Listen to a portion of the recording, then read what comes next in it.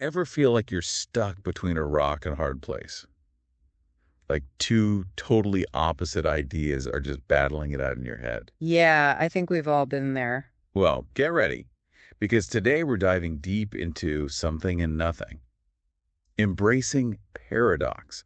We'll unpack the core ideas and why they might just change how you see the world. It's a fascinating book.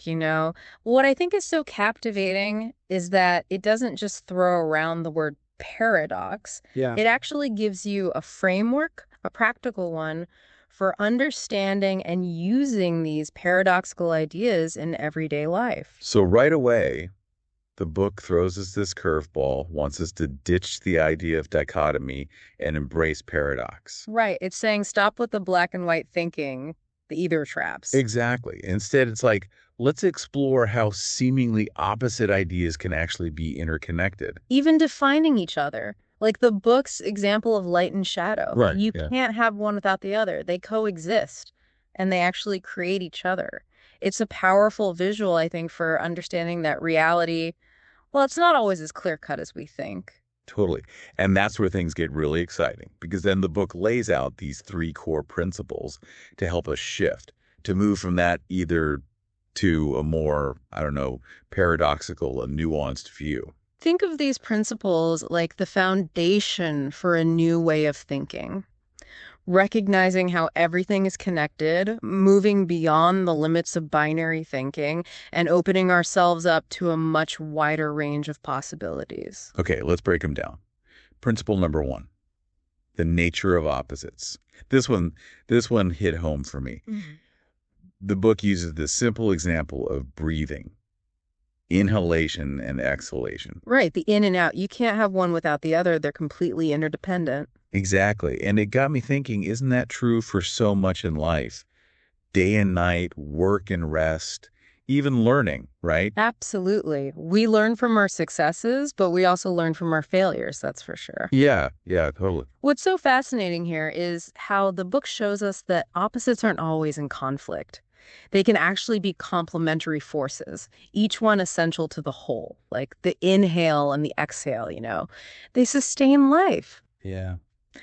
These seeming opposites are often doing this dynamic dance, and that creates something so much bigger. Okay, on to principle number two, beyond either.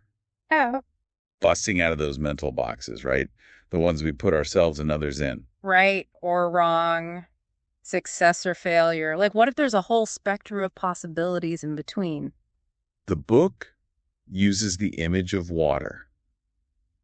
We know it can exist as a solid, a liquid, or a gas. And here's the thing, at certain points, it can even exist in multiple states at the same time. Whoa, really? Yeah, it's like the book is saying, hey, look closer. Things are rarely just black and white.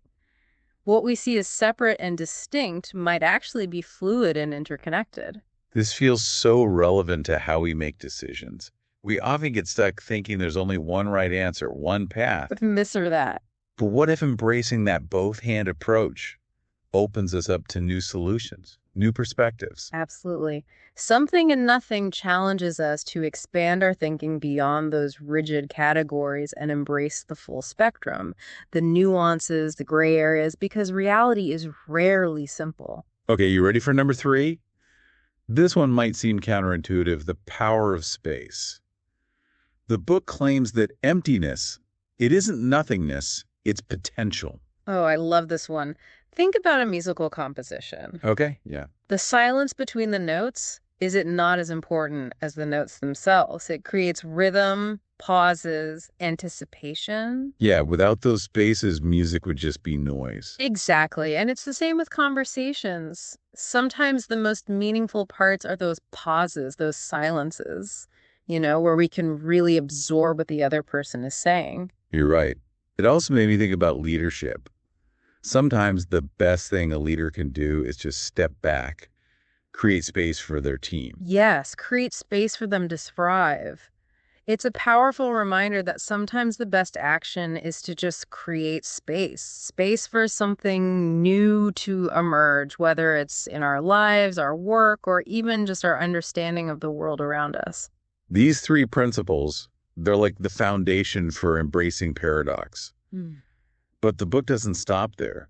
It explores how these principles actually play out in our everyday lives. Right. It gets into the nitty-gritty. And that's what we'll dive into next. The rubber meets the road.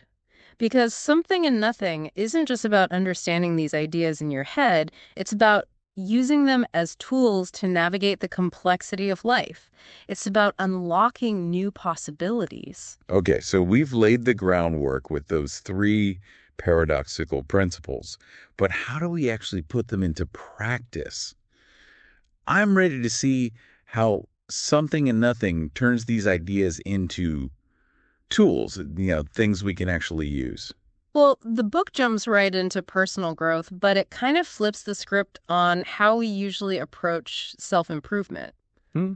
Instead of trying to fix ourselves, it's more about accepting those inherent contradictions that make us who we are, working with them. So it's like we step away from that constant battle against ourselves and say, hey, let's work with what we've got. Imperfections and all. Exactly. Tell me more about this paradox of self-acceptance the book talks about.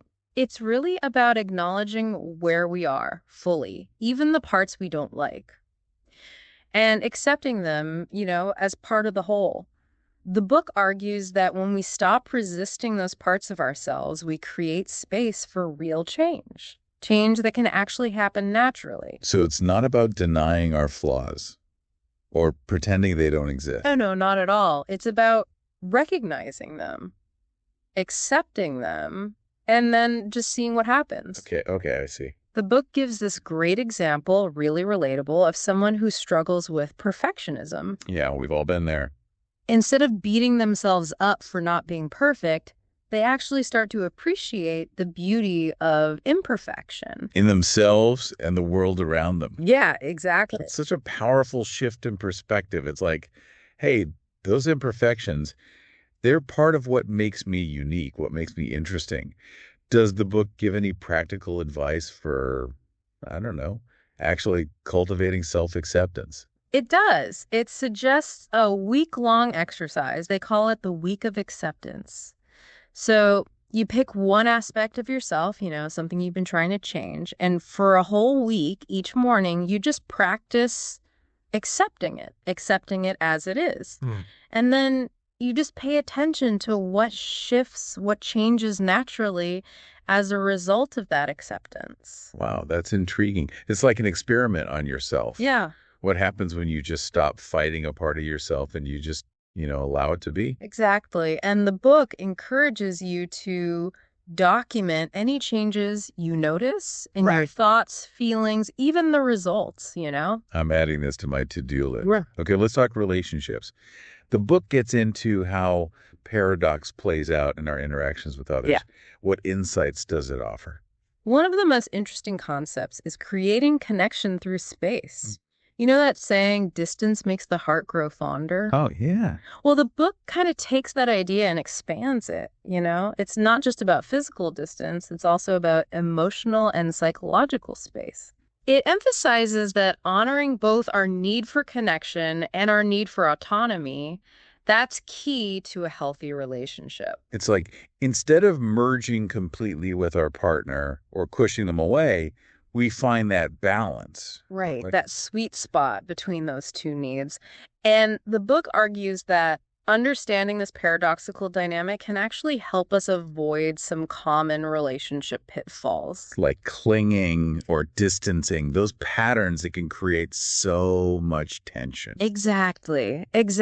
And the book has this tool, they call it the paradox pause. Okay, tell me about the paradox pause. Sounds like something we could all use. So imagine you're in a conflict with your partner. Oh. First step, take a breath, create some space internally. Just hit pause before reacting. Exactly.